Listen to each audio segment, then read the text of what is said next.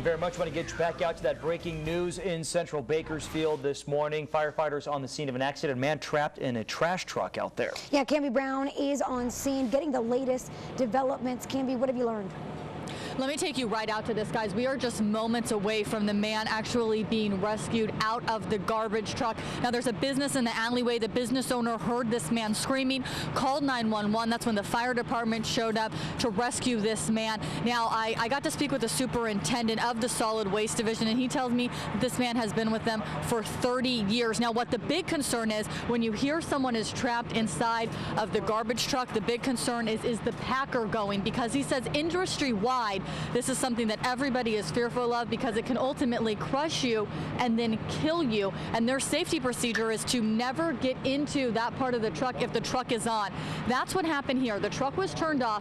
They think that he got in to maybe turn away some trash, move some trash around. Sometimes the actual garbage cans fall inside, but you can see the garbage can sitting out there, so that's not the case. Now, firefighters working really hard. If you see this red, white, and blue pole here that they're using to hold the garbage can up there, that's because they're concerned about that falling on someone in the process of rescuing this man. Now, there is some concern that his leg might be broken, so they are trying to take extreme caution as they try and get him out of this garbage truck. This all happening this morning at 8:30. That's when the 911 call came in to try and rescue this man. So I actually have a stretcher, and we've seen his face being put, his head being put on that stretcher, so it seems like they're getting close to getting him out of there. As soon as we start seeing him getting out, we will make sure that we take it out here live again to you, so you can see the rescue efforts that are underway as they try and rescue this man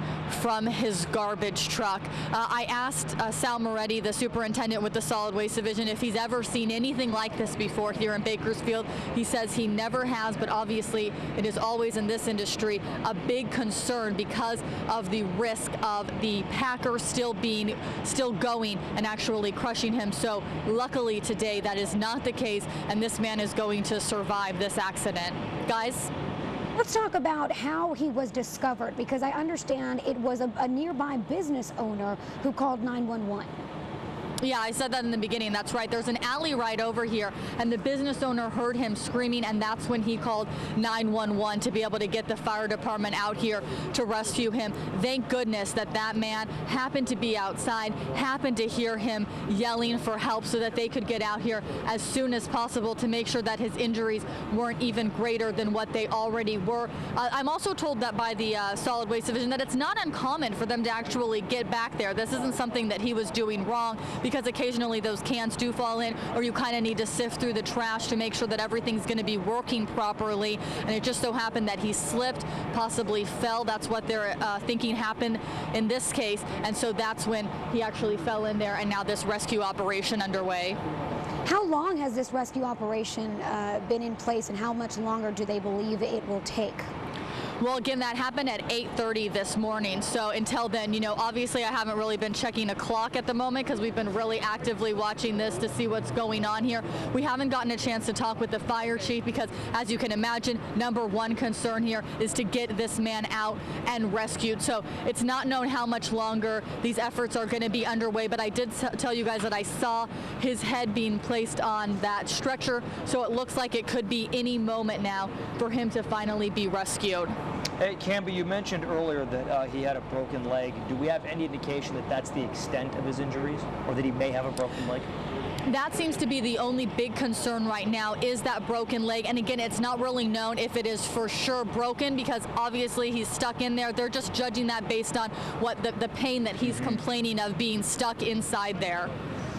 And Camby, set the scene a little bit for me. I know there's an alleyway nearby and a business, but do we have a lot of maybe, you know, bystanders that are just watching, or what's going on around this as well? Oh, yes, there are a lot of bystanders. In fact, there were more when we first got here. In fact, we are just getting him out of here right now. LJ, if you can move over, you can see here he is being finally taken out on the stretcher.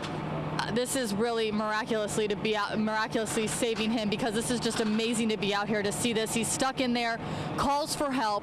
A nearby business owner calls 911. Fire department comes out and is able to save him out of here. Very lucky that his truck was not on, and that Packer was not going. There is an ambulance waiting to be able to take him to the hospital and figure out if his leg is in fact broken. Camby, now that we know that he is out and safe, what is the traffic situation?